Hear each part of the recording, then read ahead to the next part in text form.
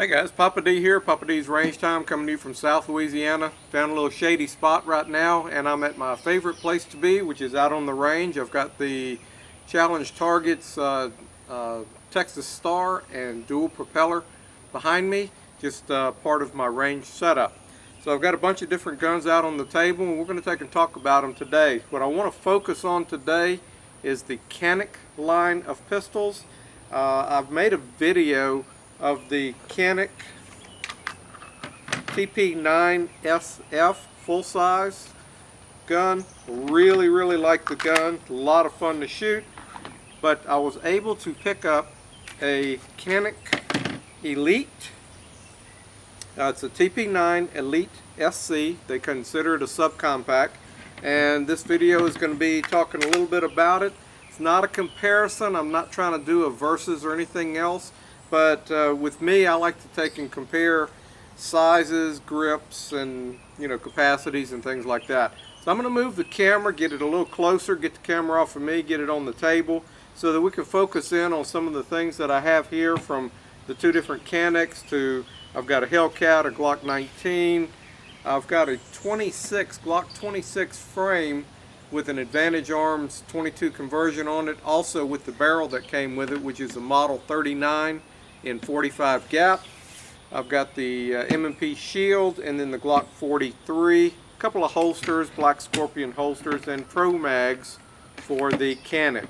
We're going to take and talk about this and see if we can kind of sort out what's the good and what's the bad. Thanks for watching. I'm going to move the camera and let's see what we can do. Alright guys, I'm back. I'm at the table. I've got the camera focused mainly on my hands and the gun.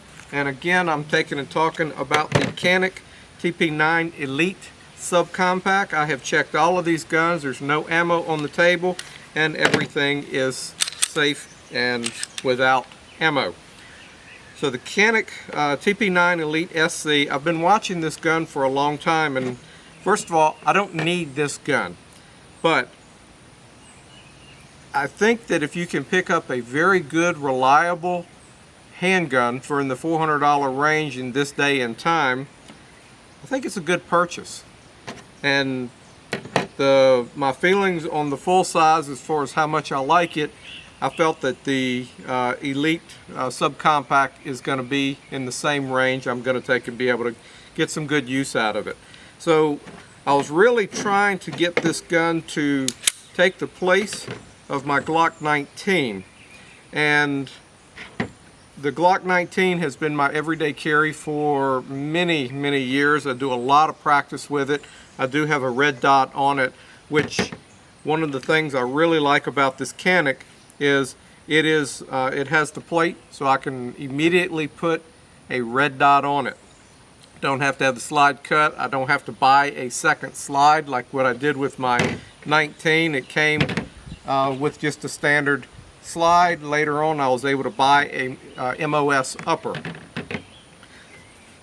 So the other thing I like about it, the capacity is good, the size of it is excellent, and the trigger on this thing is amazing. I really like the trigger. I didn't bring my gauge out here, but I did check it, and it's somewhere in the 4.2 to 4.3 pound range. Nice, crisp, extremely nice. Haven't fired this gun yet. You can see I still have all the paperwork on it, and I'd been asking my local gun stores if they were going to get any in. They were getting the full size in, but none of the Elite subcompacts. So fortunately, at one of the big box stores, I was able to find one. It was in a price point that I was comfortable with, so I picked it up. So it has two magazines, comes with a 12 round and a 15 round magazine, and the 12 conceals pretty well, and I can get all fingers on this particular gun. This gun just fits me really well, and I like the feel of it.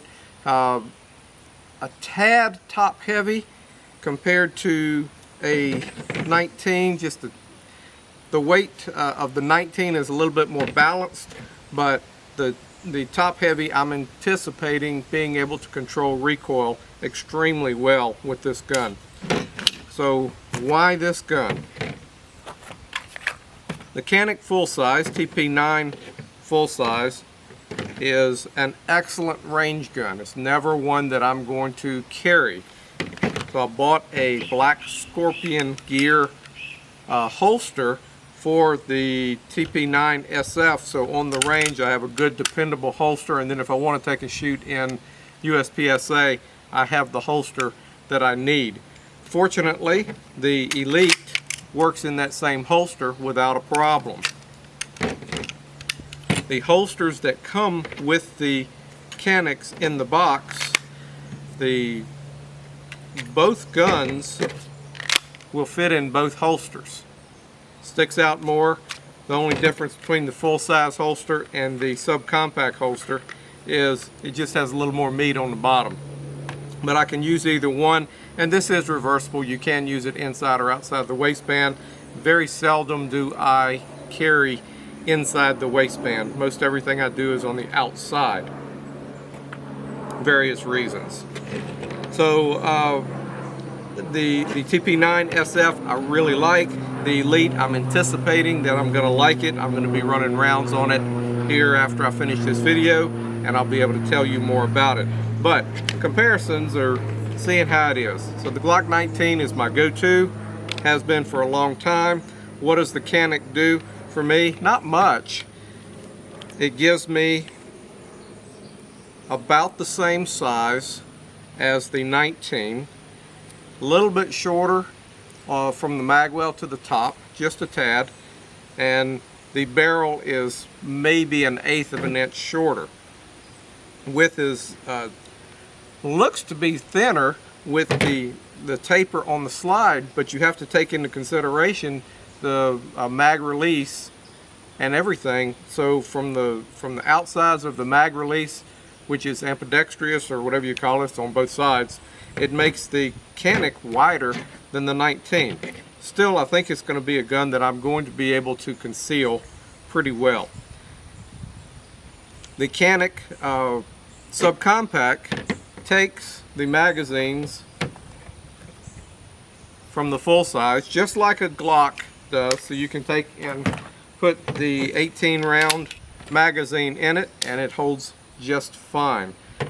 Along the magazine line, ProMag makes a magazine for the Canik. Their OEM mags are really hard to find, and if you find them, they're generally in the 10 round, and I want more rounds. I want 15 rounds to be able to do the drills that I do. So the ProMags for the Canik TP9 do not have any of the round indications on the back, and the other thing that I don't like about it is it doesn't have a last round hold open on the mag, and I've looked at it trying to figure out what the difference is, and maybe I can modify it, and I've come up with nothing. So as far as running rounds on the range, I have to be aware that it's whenever I'm running out and I don't have a last round hold open. Anyway, let's get back to where we are. So Canik considers this to be a subcompact. I consider it to be more of a compact, since the Glock 19 is a compact, and this particular gun to me is more in the size of the 19. But even Glock considers the Model 36, which is in 45 ACP, they consider that gun a subcompact in 45 ACP, and it's the same size as the Glock 19, except in a 45 caliber. So I guess the manufacturers can label it any way they want. So as far as how does this take in compared to a HellCat, now I have an RMR on this one. I have a Swamp Fox red dot on it, and I'm real pleased with that. Shake Awake is a feature that I really like.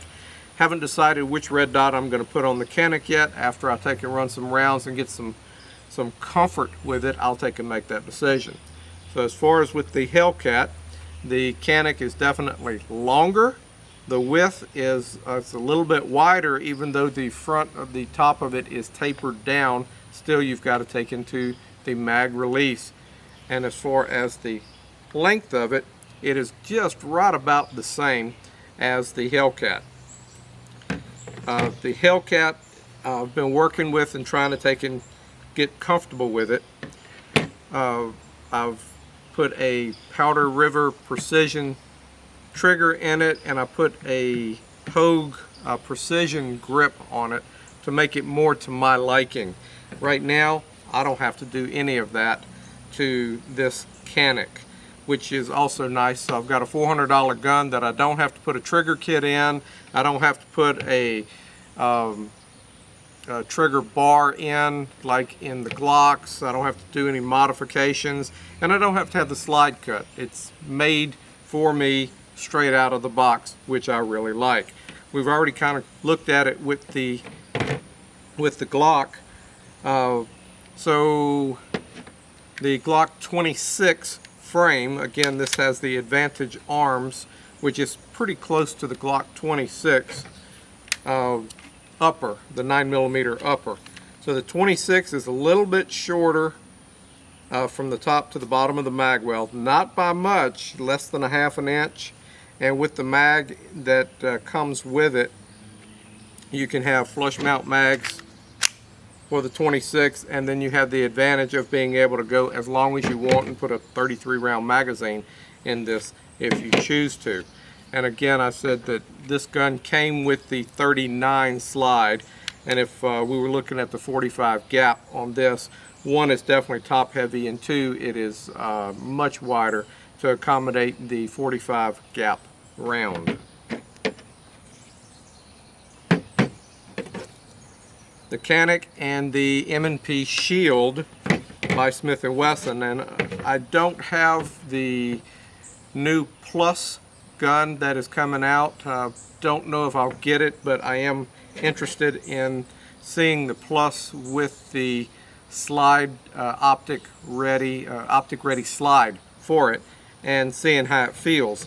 As far as the Shield, I put a trigger kit in this, Apex trigger kit in it, and I'm pretty quick and accurate with this gun. I find it a little thin in my hand, and I may opt for a Hogue precision rubber grip on it also to help me out. So the Shield is definitely thinner than the Canik TP9 Elite. As far as the size from the magwell and up, they are almost identical. And then the Canik is about 3/4 of an inch longer. Not worried about the longer barrel since that's going in. I'm more worried about the grip on it and printing. So very pleased with the Shield, and the Shield obviously has a couple of different magazines. You can have the flush fit and you can have the one with the one extra round. So now Glock 43. Glock 43, I do have a Hogue precision rubber grip on it. I put that on, made a video on it. Probably made a fool of myself, but it's on there. I did put a trigger kit in this one also. Did not like the Glock trigger, so right off the bat I'm having to take a 43, put a trigger kit in it, put money in it, and then trying to get the grip to my liking. And everybody has to take and have a size gun that they like. I like this size gun. I like the 19. I was just trying to get to something that is a little more concealable, hence the HellCat. So the 43 is definitely thinner. Top of the slide to the magwell. The Canik is roughly a half an inch longer, and as far as the barrel, the Canik is another half inch, 3/4 of an inch longer than the 43. You also get 7 rounds, I believe, on the 43. I don't recall. I shoot it and carry it from time to time, but it's definitely not my first go-to gun, where your capacity on your Canik is so much more. Anyway, guys, I don't want to bore you with all these other details. The holsters come with the Canik are pretty decent. I like outside the waistband, that's what they have. I've gone with the black Scorpion Gear holster for the full size so that I can have possibility of getting into competition later on if I decide to go back that route. As far as other holsters, I'm on my Glock 19. This is a Raven concealment. This is called the Perun. This thing is so tight to my body that it is really easy to conceal the Glock 19. I like it, but it's hard up against me.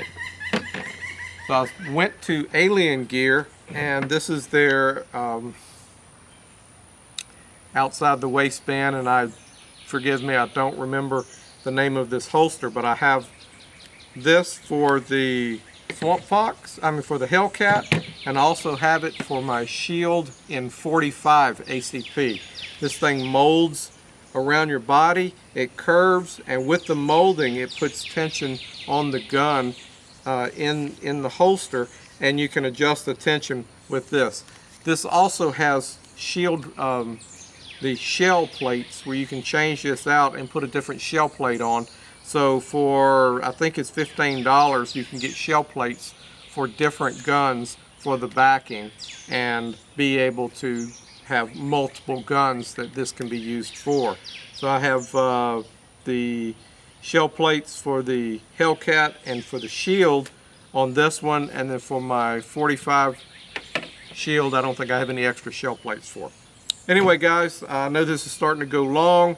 Again, again, Canik TP9 Elite SC, and right now I'm going to take and break all this down, and I'm going to take and get on the range and fire this thing and see how it works out.